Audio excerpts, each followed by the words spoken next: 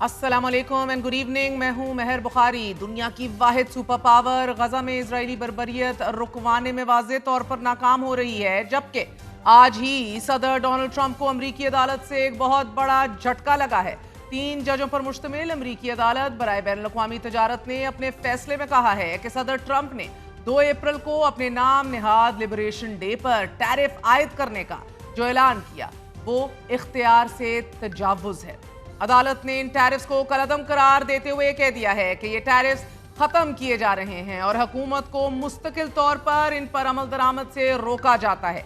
अदालत ने summary judgement देते हुए कहा है कि फैसला पूरे मुल्क में नाफिजुल अमल होगा, क्योंकि गैर कानूनी टैरिफ किसी से भी कहीं भी वसूल नहीं किए जा सकते।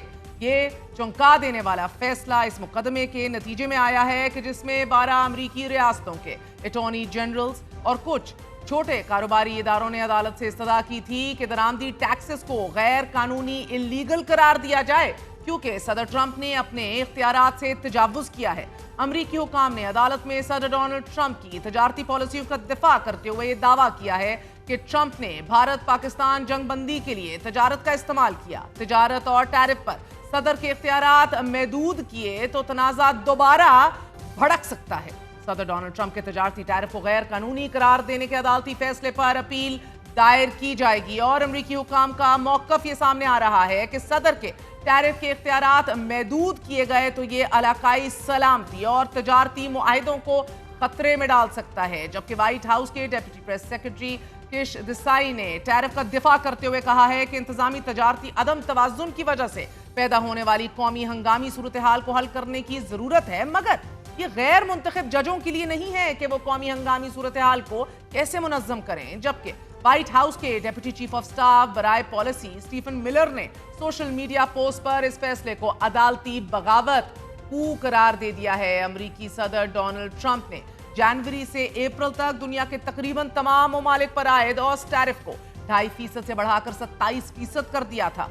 सदर ट्रंप ने चीन के अलावा तमाम ममालिक पर आयद टैरिफ 90 दिन के लिए मौखर किए, मगर चीन पर टैरिफ की शरह बढ़ाते बढ़ाते 145% तक जा पहुंचाया।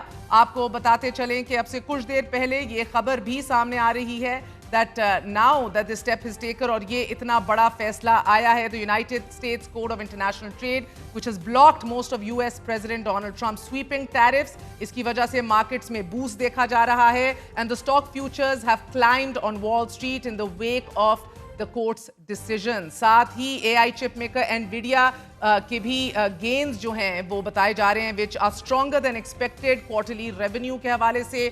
Dollar falls as investors see long court battles on tariffs को। अब इसके रद्द अमल में भी इसके असरात मार्केट से लेकर डॉलर के ऊपर ज़रूर आएंगे। पहले भी ये फैसला अपना जो है थोड़ी देर के लिए मुअत्तल किया जब अमरीकी रिजर्व्स, बॉन्ड्स और एक्सपोर्ट्स ने नोज डाइव किया।